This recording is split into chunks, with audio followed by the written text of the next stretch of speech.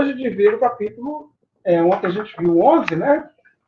Falar mais sobre o 12, que é quando começa a crise do Segundo Império. Eu gosto muito de trabalhar com as imagens que tem no livro, então eu vou começar fazendo assim, vou começar a discutir as imagens, tá? Para depois chegar um pouco mais nos textos. Porque às vezes a gente passa desapercebido pelas imagens que tem no livro, e as imagens são muito importantes. Aí eu vou começar com a imagem da página 40, capítulo 12, tá, gente? Do livro 3 de História, Brasil Império, a crise do Segundo Reinado. Aí tem uma foto aí em preto e branco, né? Não sei se está dando para ver beleza aí, que diz o seguinte: a foto representa escravos em terreiro de uma fazenda de café no Vale da Paraíba, em 1882.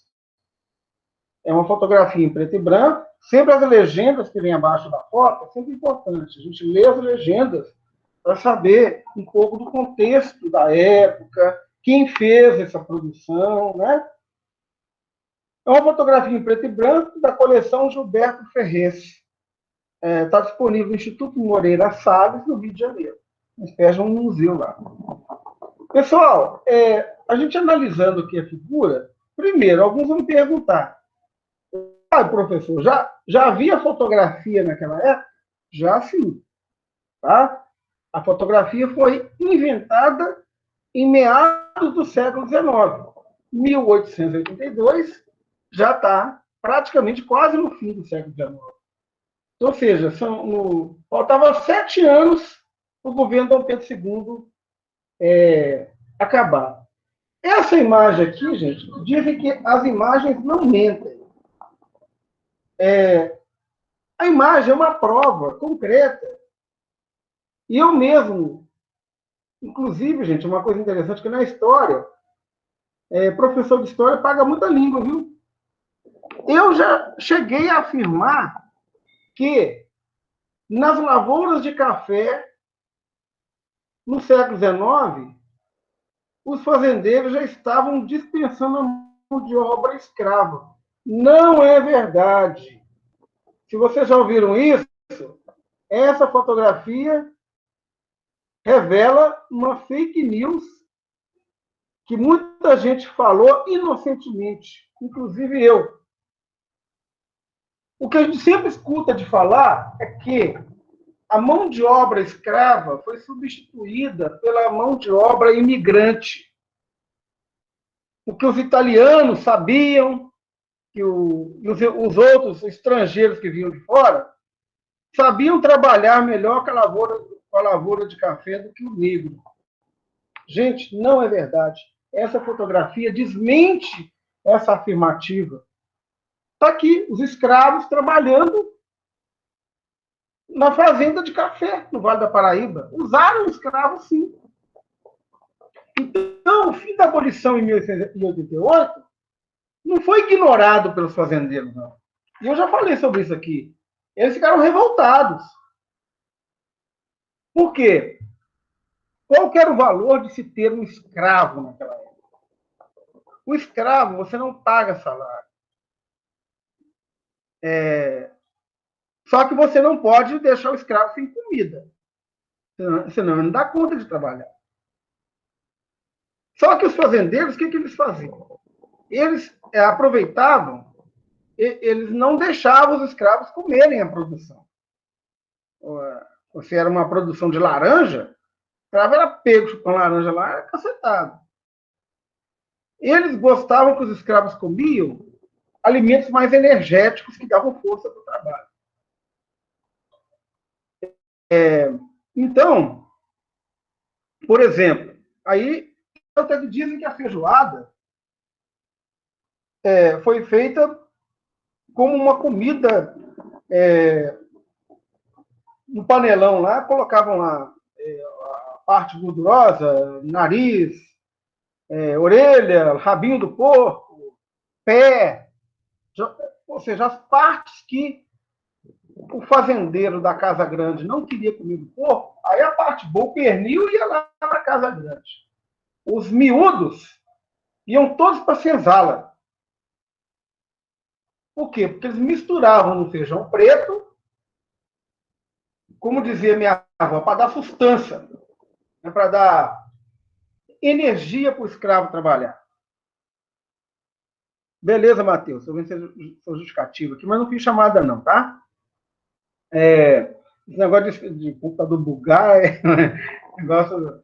Outro dia bugou comigo dando aula, né? Não sei se foi com vocês. Principalmente quando a gente está exibindo um vídeo e volta para a aula, né?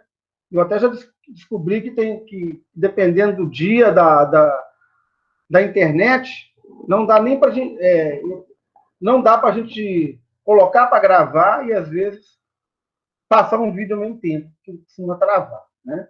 Aí a gente vai aprendendo aos pouquinhos. Ou talvez, quem sabe, eu consiga melhorar minha tecnologia, ou tomara que essa vacina chegue, ou que nós possamos voltar a ter as aulas presenciais. Mas sem deixar de lado essa tecnologia que ela é importante para a sala de aula. Eu acho que não só o Colégio Tiradentes já vinha trabalhando isso de uma certa forma, mas eu acho que a educação, no geral, vai ter que se reinventar, né, para poder trabalhar tanto com a aula presencial como a tecnologia também para auxiliar as nossas aulas. Bom, então, como vocês veem, a luta pela abolição era uma luta contra esse trabalho em que a pessoa era explorada e ela não tinha direito à sua dignidade. Comia os restos do porco lá com feijão preto. Se hoje para nós a feijoada é um prato de excelência, ela custa caro em alguns restaurantes, tem a tradição da sexta-feira ou do sábado fazer feijoada. Naquela época não era assim, não. Era a comida, era a comida dos escravos. Assim como diz a lenda que a velha história aí de que manga com leite faz mal é porque os fazendeiros não queriam que o escravo bebesse o leite, que era um bem precioso da fazenda, em época que tinha muita manga. E aí, a manga o quê? Cai, perde, aquela coisa toda, não dá conta de vender toda a manga, então aí é uma coisa que está ali na natureza à vontade. Então, é melhor deixar o escravo no tempo de manga, acabar com as mangas, mas deixar o leite. Deixa o leite quietinho dentro da vaca ou deixa ele só para casa grande ou para vender, né? Antigamente tinha uns leiteiros que passavam com vasilhas enormes, né? E vendiam leite de porta em porta, coisa de antigamente, história que os avós e os bisavós de vocês vão saber contar muito bem, ou até os pais, né? Porque eu também tenho uma lembrança de infância ainda, aqui no meu bairro, quando estava começando, tinha uma fazenda aqui pertinho, aqui no Floramar, Jardim Guanabara, que uma tal de fazenda do seu Didi, que ele passava aí com o cavalo, aí, o leite vendendo de porta em porta, né? E muita gente deve ter essa lembrança. Então o leite era para comércio, o leite não era para dar para o escravo. O escravo era aquilo que estava sobrando na natureza. Então o desejo da abolição era algo que vinha de outras mentes que não aquela mente dos que ganhavam dinheiro com a terra, com a agricultura. Por isso que os agricultores não quiseram, hora nenhuma, abrir mão dos escravos. E não abriram mão. Inclusive, se revoltaram com o governo de Dom Pedro II e se tornaram republicanos de última hora, porque eles não aceitavam o fim da escravidão no Brasil. Eles queriam que a escravidão continuasse. Quem era contra a escravidão naquela época? Vamos pensar aqui nas categorias. Os industriais, porque é exemplo da Inglaterra, que tinha promovido a Revolução Industrial, os industriais queriam que a área urbana da cidade se desenvolvesse. E aí, para eles, é mais interessante o trabalho assalariado. Não dá para você ter escravo em indústria. Porque aí vamos fazer uma comparação. Na indústria, não tem como se arrumar resto de porco para o pessoal misturar com feijão. Mesmo que você plante alguns pés de manga dentro, ao redor da fábrica, atrapalha a produção. Aí o pessoal, em vez de produzir, vai ficar lá chupando manga. Né? E o escravo, por exemplo, ele chupava sua manguinha lá, mas trabalhando na hora de. Ou nos poucos momentos de folga que ele tinha para se alimentar. Né? E na indústria, não tem como você fazer isso. Você tem que pagar um salário para o trabalhador. Ele vira um trabalhador assalariado. A diferença é que no trabalho escravo, você tem, nem que seja um lugar precário, sem condições de habitação, você tem que fornecer um lugar para morar para o seu escravo. E a comida, nem que seja uma comida de má qualidade, você tem que dar. Agora, no trabalho assalariado, você não tem que dar nada disso. É claro que aí tem outras coisas. A fábrica vai, com o tempo, né, com os direitos trabalhistas e tudo, ela vai começar a fornecer o cafezinho, o pãozinho. Tem fábrica que dá almoço para o seu funcionário. Mas, no geral, os funcionários se viram com aquele salário que a fábrica quer pagar para ele. Tá? Então, no que diz respeito ao tema da abolição da escravatura, faz parte dessa crise do Segundo Império, por isso eu fiz questão de mostrar uma figura, é interessante que uma simples figura que a gente mostra ajuda a gente a fazer todo um resumo de tudo que aconteceu, né, que eu já falei aqui, por exemplo, de como é que foi o processo da abolição, já falei como é que foi a questão da produção do café. Gente, mas é lógico que o imigrante foi usado. Tá? Não pense em você assim, o professor está falando que usou o escravo, não foi imigrante. Não, foram os dois. Tá? Por quê? Não havia escravo suficiente para dar conta de toda a produção de café que vinha do Vale do Paraíba até o centro do Rio. Ou melhor, o Oeste Paulista, perdão. Tá? Rio, não. Do Vale do Paraíba está na divisa de. É Rio de Janeiro, mas está na divisa de São Paulo. Ele vai estendendo até o Oeste Paulista, a cidade toda daquela região oeste. Né? Até Itápolis, né? Onde surgiu o time que justamente em São Paulo se chama Oeste, está em último lugar aí na Série B. Bom, continuando, vendo outra figura,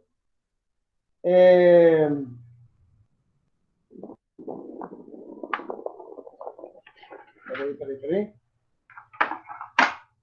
Tem uma outra coisa importante aqui para mostrar para vocês. Tá. Aí é o outro conflito que vai marcar essa crise do Segundo Império. A primeira é a crise da questão da abolição. Eu só esqueci de pontuar aqui, gente, que nós tivemos, vamos relembrar, em 1845, a lei inglesa que proibiu o tráfico negreiro, isso aí fez diminuir a quantidade de escravos que entraram no país, então começou a acontecer apenas o tráfico interno, ou seja, o Nordeste não está produzindo mais açúcar na quantidade que produzia antes, porque passou a sofrer concorrência com as Antilhas. Então, o escravo que está lá em Pernambuco, que está lá na região Nordeste, ele vai vir para trabalhar nas fazendas de café do Oeste Paulista. Mas não era o suficiente. Então, começou a ter uma coisa combinada, que era o trabalho do escravo com o trabalho do imigrante. Só que o imigrante na fazenda, ele não foi necessariamente um trabalhador assalariado. Começaram a ter outras formas de contrato. Até por uma questão moral, religiosa, o próprio branco português não via aquele imigrante branco italiano como ele via o negro. Porque até pelo preconceito racial, da questão da cor da pele, que sempre existiu na história brasileira, o olhar para o imigrante que tinha uma pele branca, como o português, era um olhar para alguém que ele se achava inferior a ele, por ele ser dono da terra e o outro ser aquele que está chegando para trabalhar na terra, mas ainda era um pouco superior se pensar em relação a ele. Então, os contratos começaram a ser feitos em parceria pela produção da terra, quase que parecendo com aquele, um pouco imitando um tiquinho só do modelo feudal, que era de dividir um pedaço de terra e parte da produção, como era dado ao senhor feudal, você dá para o coronel da terra brasileira. Então, esse imigrante que veio de fora, ele começou a trabalhar na lavoura do café, primeiro em que ele tinha uma parte da produção que ficava para ele, ou que ele poderia comercializar e comprar essas coisas para manutenção. E ele tinha aquela permissão de morar naquela terra também, né, como um espaço cedido. Aliás, em 1850, rapidinho, os grandes proprietários de terra passaram a fazer com que a terra não pudesse, de forma alguma, ser comprada com facilidade pelo imigrante, nem pelo escravo quando ele fosse liberto. Fizeram a lei de terras em 1850. Mesmo quando a lei Eusébio de Queiroz começava a flexibilizar a escravidão no Brasil, que proibiu o tráfico na Inglaterra e aí a lei Eusébio de Queiroz proibiu o tráfico no Brasil. E aí, o que passou a acontecer?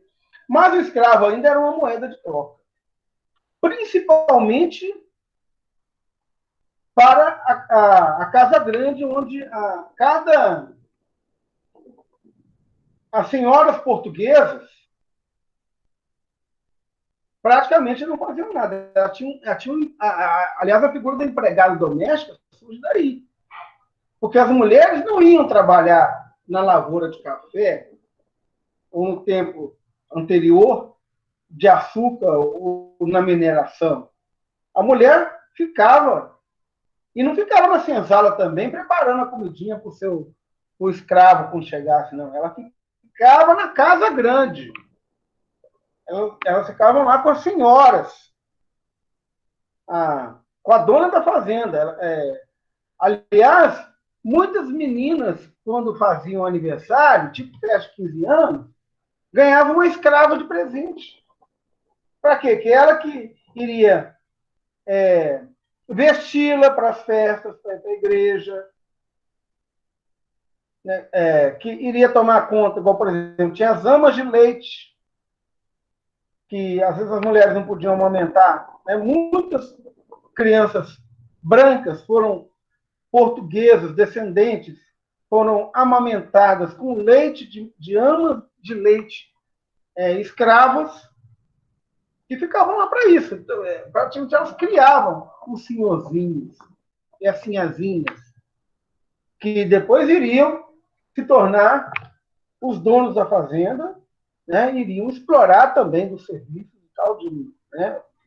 Muitas mães negras deixaram de ver seus filhos crescerem, ou muitas brincavam lá junto com os meninos brancos também, porque tinha esse detalhe também. Até mais tarde, um sociólogo chamado Gilberto Freire, ele vai escrever isso, que havia um certo racismo cordial em que o menino branco ele brincava com o menino negro, ele crescia com o menino negro.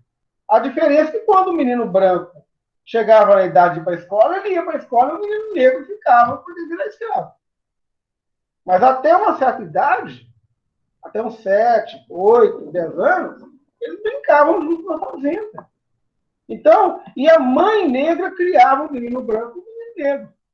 Só que aí depois nós vamos perceber que vai flexibilizar mais essa escravidão. Depois vai vir a Lei do Ventre Livre, 1871, pelo qual toda criança nascida agora de uma escrava não era mais escrava. Mas aí nós já estávamos no momento de transição. Mas ainda o senhor tinha a posse dos pais. Os pais não estavam libertos. Né?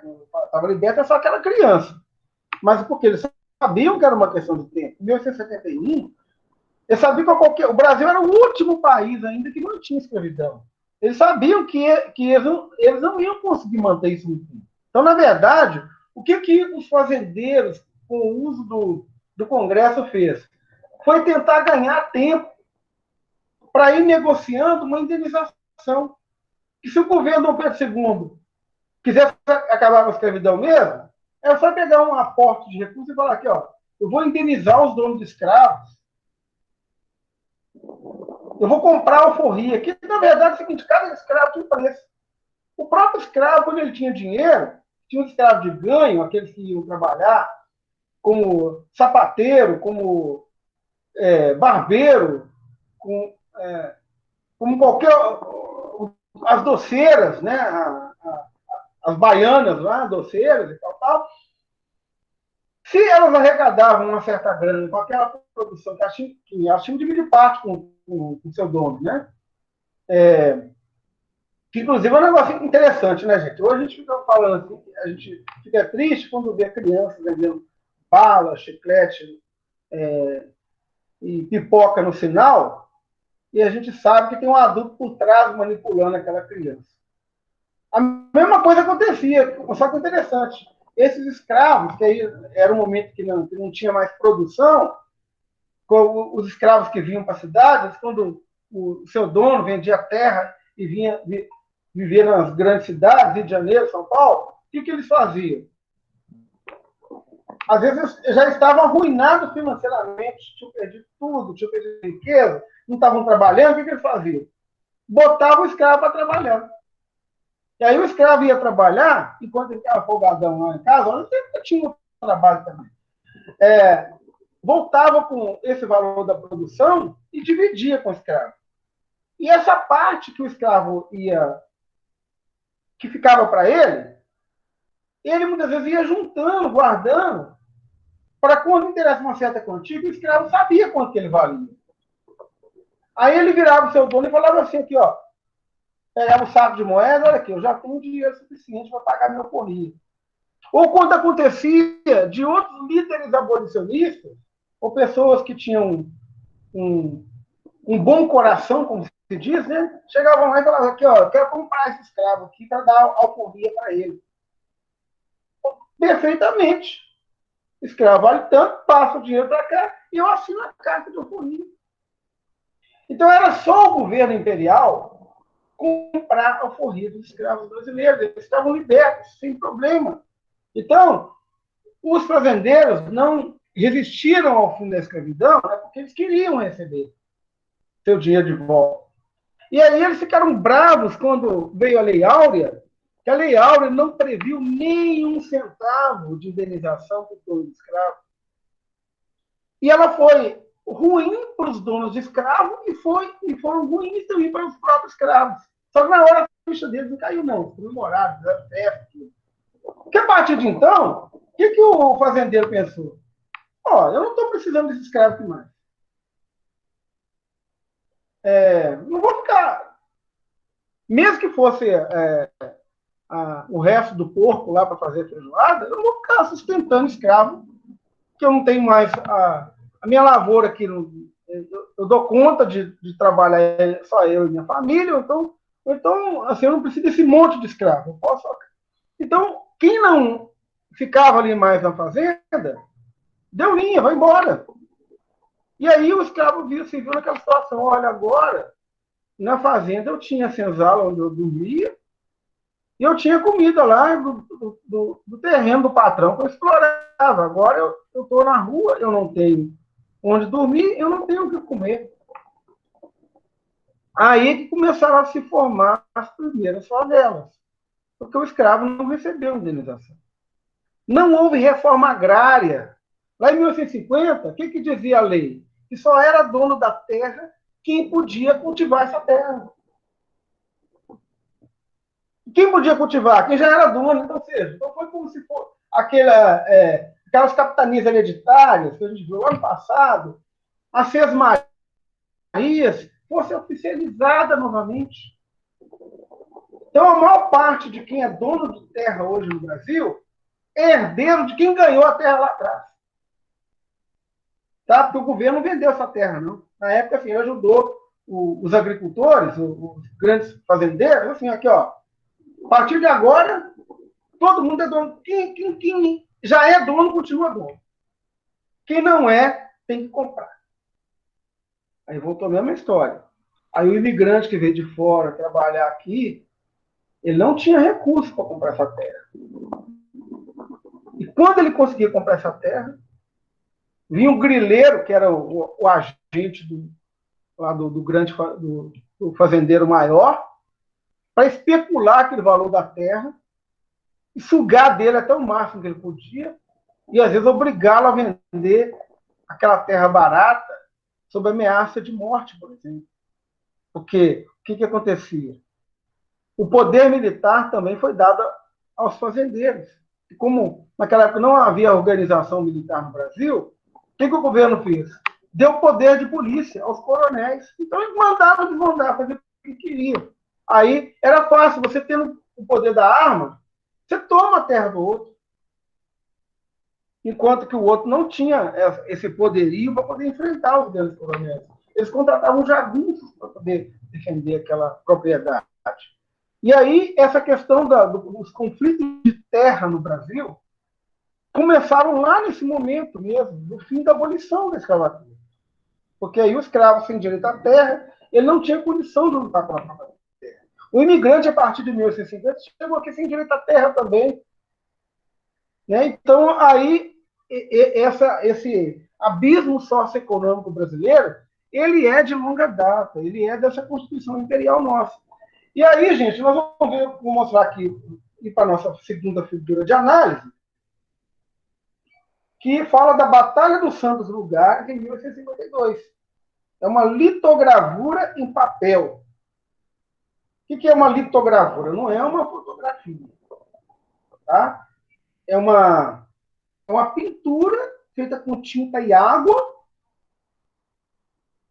retratando o momento que foi essa batalha, que aconteceu em 3 de fevereiro de 1852, que Rosas, que era Juan Manuel Rosas, que era o mandatário lá da Argentina, foi derrotado numa batalha travada Passo Monte Castelo e a Quinta dos Santos Lugares, que era esse lugar aqui. Por quê? Por causa de uma outra situação, que foi um conflito do Segundo Império, que foi na região Palatina, tá? Que era a disputa pela navegação do Rio da Prata. E aqui, que depois ele se transformava em Rio Uruguai, tá? Que deu origem, né, que na época houve a independência do Uruguai, né, que ele chegou a ser anexado ao Brasil com o província cisplatina. E além desse conflito da região platina, que o Brasil perdeu, nós tivemos a famosa Guerra do Paraguai, que ela durou de 1864 até 1870. Lembrem que eu falei que a lei do ventre livre aconteceu em 1871. Ela foi reflexo da Guerra do Paraguai também. Por quê? Uma outra classe que começou a ficar descontente com o Império foram os militares. Porque, ao enfrentar o exército paraguaio e para enfrentar o exército paraguaio, eles se juntaram ao exército uruguaio e argentino, pelo controle do Rio da Prata, eles perceberam que os outros regimes dos outros países, que não era império, que era república, na república o militarismo tem mais força do que no império. Que o império fica muito centralizado na figura do rei. Então, o chefe militar é o imperador. Então, ele constitui guardas nacionais. E o exército brasileiro, apesar de ter lá a figura do Duque de Caxias, espontâneo, como um grande desbravador e tal, na verdade, ele tinha uma certa autonomia, mas os militares queriam mais. Eles queriam poder se organizar de forma que não fosse nesse modelo aí dos coronéis, porque eles tinham Eles só tinham ação nas grandes cidades, eles não tinham ação no território brasileiro como um todo. Só iam quando tinha um conflito muito grande, eles eram chamados para poder o exército intervir. Como algumas batalhas que nós já vimos. Como, por exemplo, essa outra da foto, vou mostrar aqui, ó, que já é uma batalha dentro da Guerra do Paraguai, uma batalha entre o Brasil e o venceu, foi a Batalha do Riachuelo, que é de um pintor chamado Vitor Meirelles. Que aí o Paraguai estava avançando e aí os aliados, Argentina, Brasil e Uruguai, começaram a derrotar os paraguaios. E essa batalha do Riachuelo foi a mais famosa, aqui nessa pintura aqui, né? A Batalha do Riachuelo, é na página 44. E mostra-se também aqui um soldado negro. Porque não haviam brancos suficientes dentro da tropa e precisaram de chamar os negros escravos para participar. E esses negros que foram lutar na Guerra do Paraguai voltaram alforriados, porque receberam, né, foram atraídos para ir para a guerra, né, tipo, para matar ou morrer, em troca da liberdade. E aí depois, isso aí engrossou a campanha abolicionista também. Tá? Aí nós vemos aqui, para acelerar, que nós temos que fazer a chamada, das vendedoras que eu falei aqui, quando falo do movimento abolicionista, na página 46, está lá uma vendedora debaixo do guarda-sol, e isso aqui é uma fotografia mesmo, em preto e branco. Ela tem até referência aqui embaixo. Leibniz, Instituto for Wunderkunde Leibniz. Tá? Ela era uma vendedora, que tem vários produtos, aí, vende coco, né, outras coisas. Aí depois, quando eu coloco lá da flexibilização da abolição, né, que as crianças agora, nascidas pela lei do ventre livre, passavam, né, a estar alforriadas, está aqui uma foto, é uma fotografia de 1970, de uma criança em Pernambuco. Tá? E é interessante a gente notar, né, que, na verdade, as fotografias, a pessoa ficava lá, fazendo pose mesmo, né? Tem uma outra aqui, que é uma fotografia também, na página 48, de um homem escravo. Tá? Tem ainda a questão indígena, que também tem aqui fotos de indígenas daquela época, página 50, que era uma outra situação que Dom Pedro II tinha que resolver, que era a questão da demarcação de terras. Houve também a questão religiosa, gente, pelo qual também